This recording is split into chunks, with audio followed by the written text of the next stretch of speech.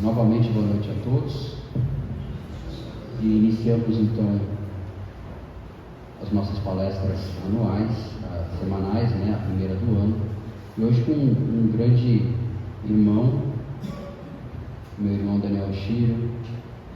Cubram que a gente possa cobrir ele com todos os nossos melhores pensamentos, as nossas melhores vibrações, para que ele possa expor da melhor maneira possível o tema que ele escolheu para essa noite. Assim seja. Primeiramente, uma grande honra, uma satisfação imensa poder, nessa primeira palestra da nossa casinha, trazer um pouco do vasto conhecimento que já nos é ofertado nos diversos livros do Espiritismo, particularmente nas 5 obras de Kardec, que é a nossa base. Com muita humildade, eu recebo essa tarefa, com a certeza de que tudo que eu vá trazer aqui certamente está sendo muito bem amparado pelos nossos irmãos espirituais, para que chegue de uma forma mais simples, prática e acessível para cada um de nós. Vou ficar em pé aqui para que eu possa ficar mais à vontade e conseguir nos conduzir. Meus amigos, ficamos alguns minutos em silêncio e olhando. É possível notar que as nossas mentes não estavam em silêncio. Havia um silêncio no salão, mas as mentes não estavam em silêncio. Dava para ver as expressões, os olhares, às vezes um olhar desviado de canto para poder acessar alguma coisa no celular, de restinho antes de iniciar a palestra, uma preocupação diversa que nós temos. Ou seja, não é fácil a gente ter o controle da nossa mente, não é verdade? Não é difícil? Não é, é difícil, não é fácil. E esse capítulo, o capítulo 5 do Evangelho segundo o Espiritismo, ele tem uma particularidade, tem um título, um subtítulo, que é o bem sofrer e mal sofrer. E eu quero de alguma forma tentar trazer para vocês uma interpretação bem prática de como podemos fazer esse bem sofrer ou mal sofrer, pelo que o Kardec já nos trouxe. Sempre bom lembrar, em todas as minhas palestras eu gosto de citar que nós temos 5 obras básicas do Espiritismo, até porque todos nós estamos aprendendo, então é sempre bom de relembrar. E essas são as obras básicas.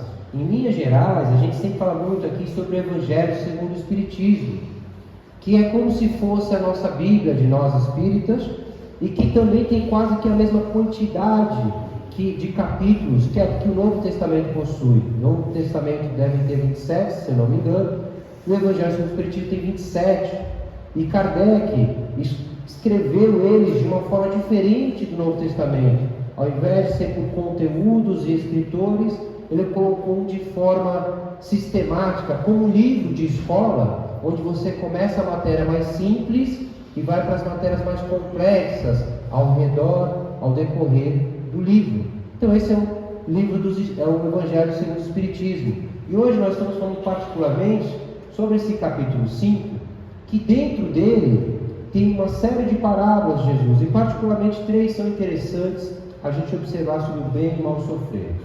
Bem-aventurados os que choram, pois que serão consolados.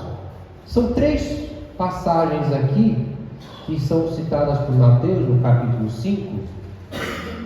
Bem-aventurados os famintos e os sequiosos, pois por justiça, pois que serão saciados. Quem de nós não se sente injustiçado hoje, por alguma razão? Todos nós, eu próprio. Você está chateado com a conduta do seu filho, está se sentindo injustiçado. Chateado é algum grau de injustiça em alguma escala. Com o seu marido, com a sua esposa, com o seu colega de trabalho. Todos nós em alguma escala estamos nos sentindo injustiçados. Mas isso é só uma forma simples de compreender. Todos nós temos injustiças profundas, maiores. Injustiça de qual ponto de vista? Divino, espiritual? Não. Do ponto de vista nosso, carnal. Todos nós aqui temos algumas coisas que nós não concordamos. Fatos que a vida nos trouxe, que alguns, ao passar do tempo, aceitaram e compreendê-lo, mas a maior parte de nós carrega algo que não passa tão bem. Bem-aventurados que sofrem perseguição pela justiça, pois é deles o reino dos céus. Então, quando a gente observa essas passagens de Mateus, dá a entender que todos nós teremos uma justiça sendo feita para nós. Não é verdade? Todo mundo acredita nisso? Não precisa responder, mas todo mundo acredita? Acredita. Mas todo mundo pratica esse senso de justiça? Não. Se praticássemos esse senso de justiça, dificilmente nós nos desgastaríamos com o cotidiano, a trivialidade do trânsito, com a fala mal colocada do nosso cônjuge, com a infelicidade de um colega de trabalho, às vezes inseguro com a sua posição e nos ataca sem perceber, e a gente se toma com aquele sentimento: eu não vou aceitar isso, como que pode a pessoa falar isso, aquilo? Se tivéssemos essa certeza absoluta da justiça, vivêssemos ela, certeza até temos, mas se vivêssemos, não sofreríamos, pois saberíamos que aquilo seria passageiro. Tal como na escola adolescente, as pessoas têm aquelas discussõezinhas, aqueles xingamentos de adolescente, brincadeira sem graça, em algum momento a gente se incomoda e chega um certo momento, 15, 16, 18 anos, pelo menos antigamente era nessa faixa etária, a gente eu sei que não sou, nem ligo, pode falar do meu tio, do meu pai, da minha mãe, não ligo, eu sei que eles não são mesmo. Alguns talvez carreguem esse sentimento de incômodo até hoje, mas a maioria consegue superar, porque sabe que aquilo não é verdade. Então essa é uma forma prática. Porém, quando a gente vai analisar esse capítulo 5, antes de nós falarmos aqui embaixo sobre o bem e o mal-estar, que são instruções dos Espíritos, ele fala sobre justiça das aflições, onde ele nos mostra que todas as aflições, que todos os sofrimentos que nós temos são justos. E aí a gente começa a perceber uma primeira incoerência em nós aqui encarnados, todos nós sem exceção. A gente sabe que nós vamos desencarnar. Nós, particularmente espíritas, sabemos que temos outras encarnações e sabemos que tudo que nós passamos ou foi criado por nós nessa vida, logo é uma consequência obrigatória, ou foi criado por nós em outras existências, como uma necessidade de aprimoramento. Pois bem, aqui ele explica a justiça das aflições que nós passamos. Depois ele vai dizer qual é a causa atual das aflições, das anteriores, por que nós temos o esquecimento do passado, e vai citar aqui de forma simples para a gente encaixar com o nosso contexto inteiro. Se nós lembrássemos tudo que nós fizemos, ou na nossa última vida, para não dizer nas diversas, possivelmente não conseguiríamos lidar com nossos filhos, com os nossos cônjuges, com os nossos irmãos, pois certamente ali algum grau de atrito já houve em outras vidas. A maior parte de nós não teria essa habilidade de lidar com isso, por isso é necessário o esquecimento do passado. Também ele nos explica os motivos da resignação e fala sobre o suicídio e a loucura. E por que o suicídio e a loucura numa última escala, se a gente for observar aqui, antes da instrução dos Espíritos? Porque o suicídio e a loucura, eles são a última etapa do sofrimento não gerenciado. O sofrimento é o último estágio de capacidade de lidar com o sofrimento da espécie humana, de nós encarnados. Por isso é muito importante aqui nós pararmos para observar, porque nenhum de nós, em nenhuma idade, está livre disso aqui. As estatísticas sobre suicídio são as mais diversas, e particularmente nesse ambiente nosso aqui de espiritismo, que nós sabemos da influência dos espíritos, a qualquer momento, independente da idade, podemos ceder, voltar no erro, numa falha moral, um vício, e sermos conduzidos pelos nossos irmãozinhos menos evoluídos, que já nos conduzem. Está lá no livro dos Espíritos. Com que frequência os Espíritos nos influenciam? Kardec perguntou e a resposta foi: com frequência vos dirigem. Então isso já está acontecendo agora. O que vai depender com quem nós vamos ser influenciados vai depender da nossa frequência mental, do nosso pensamento. Por isso que o bem sofrer e o mal sofrer está conectado com a nossa forma de pensar, com o nosso humor. Olha só, o nosso humor vai alterar a forma de pensamento, de energia e tudo que a gente vai atrair. Tenhamos cuidado com isso. Particularmente nessa instrução dos Espíritos, não é para vocês lerem, tá? É só para vocês verem que é uma passagem de Lacordaire, onde ele explica um pouquinho melhor o sentido do bem sofrer e mal sofrer, que eu vou trazer aqui um pedaço principal para a gente refletir. Ele diz o seguinte: poucos sofrem bem, poucos compreendem que somente as provas bem suportadas podem conduzi-los ao reino de Deus. Quem de nós, na sua prova mais difícil dessa vida, independente se está sendo agora com a perda de um ente querido, com uma doença grave, ou no passado uma traição, ou o que quer que seja, quem de nós durante aquele momento de dor conseguiu olhar para aquela dor, naquele momento, aquele momento que o fato se debruçou a você e disse: ok, Senhor, entendo, é para eu viver isso, e eu vou viver bem. Tem algum amigo, algum irmão, alguma irmã que conseguiu dizer isso, um ato contínuo, assim que foi de frente para esse evento? Se tiver, parabéns, mas muito provável que não, é muito difícil. Passado algum tempo, todos nós temos a capacidade humana e espiritual de aprender com isso. Alguns ao longo de muitos anos, outros ao longo de meses e dias, alguns talvez não conseguem e levam a dor extrema do sofrimento à última escala, que é o suicídio. E temos todos nós, infelizmente, sem exceção, irmãos que desencarnaram tirando sua própria vida. Todos nós temos isso aqui em nossa vida, nossa realidade. E por que isso é algo que nos leva a esse estado extremo de dor, o suicídio, por exemplo? Porque a gente não tem a habilidade de lidar com o desânimo.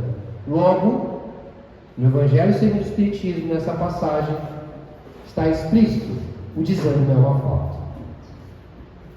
Aquele que não teve desânimo hoje, que atire a primeira pedra. É quase impossível. A gente tem o desânimo. O que é o desânimo no nosso dia a dia? É uma alteração de humor. Às vezes você ficou chateado, ficou triste, ficou cansado, às vezes é um pico de estresse, é uma situação que te irritou. Todos esses elementos, de alguma forma, eles podem te conduzir a algum grau de desânimo.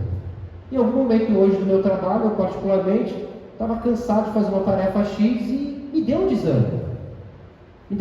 Ai, que saco, não quero ter esse negócio aqui agora. Deixa eu levantar e fui. Mas fiquei com aquele desânimo por alguns minutos. E aí, já tendo algum grau de percepção disso, fui lá, bebi uma água, voltei, conversei com alguma pessoa, fiz algum conteúdo que me distraísse. Opa, voltei. Mas ele veio, me pegou. Porque o desânimo, ele é natural da condição humana. O problema é que a gente não para pensar nisso. O problema é que a gente não para refletir, que seja jovem de 14, 15 anos, sejamos nós mais experientes com 60, 70 anos, a gente não para pensar no óbvio. Porque a gente não fica falando óbvio. Porque o óbvio, por alguma razão, a gente não discute. Como os filósofos gregos faziam na antiguidade, descobriam coisas maravilhosas. A gente não faz isso.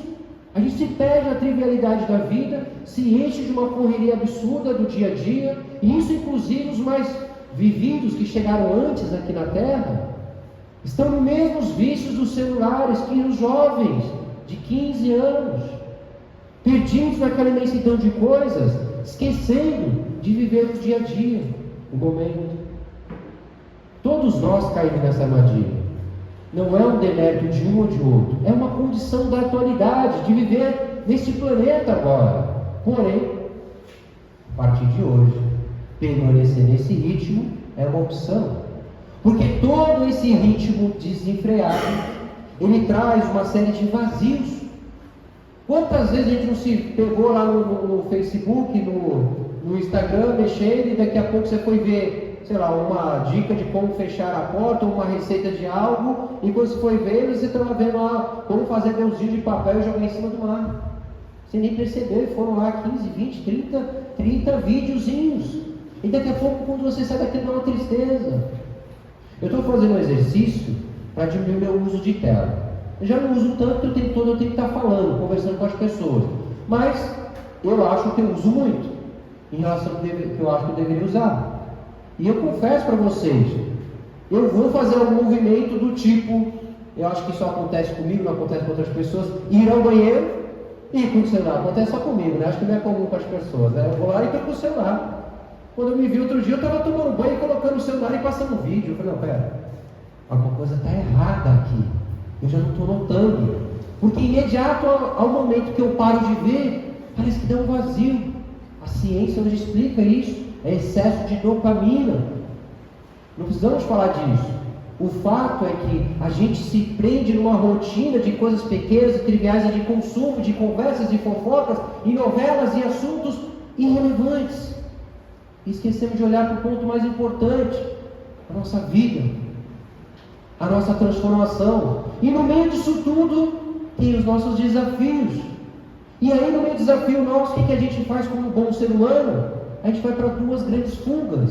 Ou a gente vai para a comida, bebida, vícios em geral, ou nós vamos para as telas. São os dois grandes vícios comuns hoje.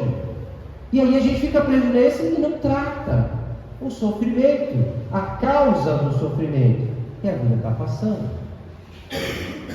Portanto, para que a gente consiga lidar com o desânimo, a gente precisa pensar em diversas ações. Mas eu trouxe 4 pontos para que a gente construa de forma conjunta aqui, veja se isso vai fazer sentido para você. E se não fizer sentido para você, pode ser para o seu cônjuge em casa, pode ser para os seus filhos, para os seus netos. Primeiro, reflita sobre o que você tem a aprender nesse momento de dor. Pega agora o que hoje é desconfortável para você. Sabe aquele momento que a gente fez agora? 7 dias atrás, 6 dias atrás, que a gente foi lá na praia, a maior parte de nós aqui, fomos até o mar e tal, e aí veio o dia, aí você, opa, um desejo, 2, sei lá se são 7 desejos, ou se é um desejo de 7 ondas, mas alguma coisa assim. A gente não fez uma lista de desejos? Todo mundo fez, alguns escreveram, outros apenas mentalizaram. Todos nós temos a nossa lista de desejos. Pois bem, qual é o contrário dessa lista de desejos? Qual é o desejo número 1 que vocês desejaram? Pensem nele. Desejo número 1. Meu desejo número foi esse. Inverte ele. O contrário dele é o quê? É o sofrimento que talvez te incomode hoje. Pode ser uma doença, pode ser, como a gente falou, uma perda de um ente querido, pode ser N fatores, pode ser um problema financeiro, um problema de saúde, não sei, qualquer um. Esse, pensa nele. Agora, tudo aquilo que você tem que é desconfortável, que você não lida com ele de frente, a tendência dele é permanecer ou sair? Permanecer. Por quê? Porque é uma razão divina, ou uma razão lógica para que isso esteja acontecendo conosco. Ninguém é santinho nessa sala. Nem mesmo as crianças pequenas aqui, que nos olhos mundanos chamamos de santos e puros, não são santos, porque são espíritos que já possuem a sua história. Mas compete a nós adultos, pais em particular, cuidar para que nessa fase eles aprendam o máximo, para que eles não caiam nas mesmas armadilhas que nós já caímos. Portanto, peguemos agora esse desejo número 1 invertido, que é a nossa dor. Agora faço um outro exercício. E eu vou pedir para que vocês fechem os olhos, rapidamente. Um ou outro que eu vi com os olhos fechados, pode continuar. Está todo mundo fechando os olhos com você agora. Feche os olhos, rapidamente. Nesse problema, nesse desafio que você está sentindo, você está vivendo agora. Olha para ele de frente. Meio que assim, escreve num livro, num muro na sua frente aqui, um caderno, qualquer coisa, escreve ele. Lidar com tal coisa, ou tal situação, isso me incomoda, isso me desagrada, eu não quero isso na minha vida. Descreva da forma mais simples e objetiva para você. Pronto, mantenha os olhos fechados. Agora, faça uma pergunta que vai revelar muito a sua humildade e muito a sua capacidade de gerenciar o seu orgulho. E se pergunte, faça essa pergunta intimamente. O que me falta aprender com isso que eu ainda não aprendi?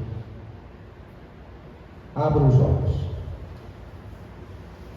Pense por 10 segundos nisso. O que fato eu aprendi ainda que eu não aprendi?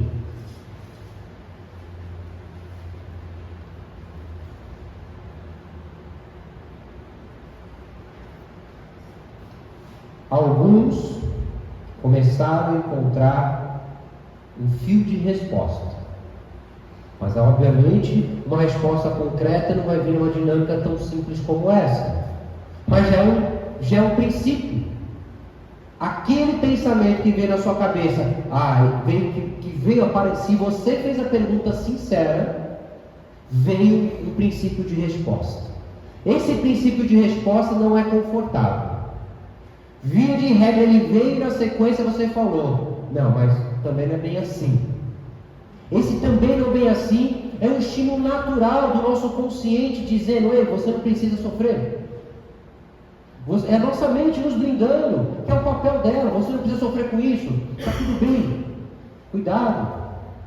Nós temos que ter a capacidade de dialogar conosco. Peguem esse princípio de diálogo e guardem no coração de vocês, levem para casa. Talvez o início de ano, os desejos todos que vocês querem, antes deles acontecer, nós precisamos passar por esse processo, pelo processo do aprendizado. O que eu ainda não aprendi? Talvez é uma força de expressão, não sou eu que estou dizendo, é um fato existencial que os filósofos, os psicólogos já dizem isso. Precisamos aprender, porque do contrário a dor ela não sai, porque a dor ela não existe, é um estado de pensamento. Quando eu mudo a forma de pensar, eu mudo o sentimento. Então transforma a dor num aprendizado e fica leve. Tem lógica isso, sim ou não? Sim? Segundo ponto. Se eu não conseguir sair, se eu não conseguir aprender, se eu conseguir aprender, poxa, eu já sei, eu já entendi, está claro para mim, eu já aprendi, agora eu preciso fazer, mas o que acontece é que eu não sei se são os espíritos me segurando em casa, se é o meu obsessor, eu não sei o que acontece, mas eu não consigo mudar. Aí, muito provável, nós estamos presos aqui. Ou na culpa, ou na dor. Eu sou culpado de ter causado isso para os meus filhos, o que meus filhos passaram. E às vezes é uma culpa que talvez as pessoas nem saibam, mas você sabe. Você sabe que você fez isso. Talvez você está preso nisso. E isso te traz uma dor, te traz um desconforto. Se você não conseguir olhar para essa culpa, para essa dor, e fazer uma prática de autorrespeito, fazer uma prática de olhar para você e entender que somos todos aqui aprendizes.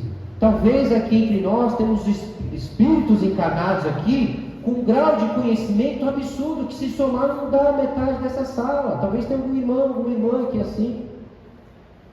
Mas independente dessa pessoa ou da pessoa que estiver aqui com menor grau de conhecimento, de acordo com o Espiritismo, com Kardec, todos nós temos uma escala muito parecida de espíritos que estão aprendendo. Ou seja, não é nossa condição material, o nosso nível de conhecimento, de formação, quantas a gente foi para a Europa, é nosso nível moral. Talvez a gente está preso nessa dor ou nessa culpa porque a nossa moral não nos permite sair. E uma das poucas soluções que Jesus nos ensinou para isso, é nós termos a humildade de reconhecer, eu errei. E se for a sua verdade neste momento, chegue para você e assuma que você errou. Mas assuma de verdade, vá na frente do espelho, fale, pegue uma pessoa querida, ou até mesmo uma pessoa que você acha que você prejudicou, seja seu cônjuge, seu filho, seu parente, seu amigo, seu sócio, chega nessa pessoa e diga, ei, eu errei. Tira esse peso da culpa e da dor, porque ninguém merece ela. Não é a nossa missão, a gente não veio para sofrer nessa terra. O livro dos Espíritos, do Evangelho segundo o Espiritismo, ele é bem claro. O sofrimento, ele é opcional. O desafio, o processo que nós vamos passar, seja a prova ou expiação, como nós chamamos, ele é uma necessidade. O sofrimento é opcional. Viemos aqui encarnados para ser leves e livres e felizes. Mas, se não conseguimos sair disso, é difícil. Se nós fizermos essas duas ações, e ainda assim, a gente não conseguir definir uma ação, uma única ação, Mesmo que seja uma ação pequena, nem que seja uma ação de chegar, eu vou chegar em casa hoje, eu vou fazer uma oração comigo, e eu vou olhar para mim, eu vou reconhecer isso, e isso não vai mais me pesar, porque eu quero caminhar. E quando eu tenho culpa, eu tenho dor, eu estou sobrecarregado. E quando eu estou sobrecarregado, eu não consigo construir nada de novo. Não dá. Tenta ficar triste e ficar com raiva, ou tenta ficar triste e ficar alegre ao mesmo tempo. Não dá. A gente não tem essa capacidade. Logo, se eu estou me sentindo com dor, com culpa, sobrecarregado, eu não consigo agir. Portanto, se passarmos dessa fase, e eu sei que todos nós iremos, seja qual for o nosso desafio, precisamos construir uma ação. E a forma mais prática da gente construir uma ação é a gente chegar hoje, no dia da reflexão, ou amanhã de manhã, ou essa noite, não importa o momento, ou aqui, logo depois, um bate-papo com um amigo, olha, aquilo que o rapaz falou lá, isso fez sentido para mim. É nesse exato momento você parar e falar assim, tá, preciso fazer algo. Se esse algo for, vou chegar em casa e vou pensar um pouco sobre isso, ótimo, já tomamos uma ação. Porque toda ação que a gente não toma também é uma ação que joga contra o nosso desenvolvimento. Façamos isso. E por fim, tudo isso que nós falamos, tudo que está escrito naquela passagem do bem sofrer, do mal sofrer, ele nunca vai ser uma realidade para nós se a gente não tiver a capacidade de liderar nós mesmos. Todos nós, em alguma escala, somos líderes de nós. Todos nós, sem exceção. Todo mundo pratica liderança. Eu não sou esse negócio de liderança das empresas, não é comigo. É com você. Você lidera a sua vida. Você lidera a sua saúde. Você lidera a sua família. Você lidera um grupo de pessoas que depende de você, às vezes emocionalmente. Uma avó, um tio que está doente. Você tem essa responsabilidade de liderar. Mas se você não consegue liderar nem a você, se você não consegue dar um comando simples para você como esse, eu vou chegar e vou olhar, me desculpa, vai ser difícil você mudar essa fase, vai ser difícil você sair desse ambiente de dor e desconforto, seja qual for a área da sua vida. E nós vamos, infelizmente, fazer aquilo que a nossa mente humana é eficiente em fazer. Ela vai nos sabotar. Ela vai criar uma historinha bacana, interessante. Isso aí é bobeira. Isso aqui não é tão importante. E você vai dando justificativas bonitas. E vai pegando frases de efeito que justificam aquilo que te incomoda. Ei, tem ninguém olhando para isso. É só você. A gente está aqui agora, mas não dá para saber até que ponto, até que momento. Portanto, se liderar você for algo difícil, eu vou dar algumas sugestões, algumas reflexões, para que a gente possa encontrar onde que nos vai facilitar essa ação, porque o conhecimento que Jesus nos deixou, Ele não deixou liderando para Ele, Ele fez para nós, para um povo. E nós, para que nós fazemos? Se não for por nós, e muitos de nós, felizmente ou infelizmente, mas é uma condição, eu chuto, me atrevo a dizer que metade desse salão aqui não tem força para fazer para si. Não importa as razões, mas tem força para fazer para um filho, tem força para fazer para uma mãe querida que entregou a vida para você, tem força para fazer para uma avó, para uma tia, para uma pessoa que fez de tudo nessa vida por ti. Então, se você não tiver condições, por alguma razão, e eu entendo, eu lido com pessoas todos os dias em cenários como esse, eu compreendo, e muitas vezes eu compartilho com eles a mesma linha. Cara, se não é por você, então é por quem? Quem que vale a pena você estar nessa vida agora, nesse mundo? Por quem você morreria? Pelos meus filhos, pela minha avó, pelo meu pai, pela minha esposa, pelo meu marido? Você morreria por eles? Então viva por eles. Então faça algo agora. E às vezes esse algo é a coisa mais óbvia. Às vezes é cuidar da sua saúde, da sua alimentação. Às vezes é parar de cair na sedução dos vícios que a mídia, a grande mídia, nos mostra como comum. Seja o açúcar, seja o doce, seja o excesso da bebida, do cigarro. Às vezes é isso que nós precisamos fazer. Se não for por nós, que seja por alguém que a gente ama. E se no fim de todas as opções que eu procurei trazer para nós aqui nessa reflexão, a gente não conseguir, pensemos um irmão nosso que veio aqui há pouco tempo e que nos trouxe centenas, dezenas, milhares, tal, quiçá centenas de milhares de conhecimentos.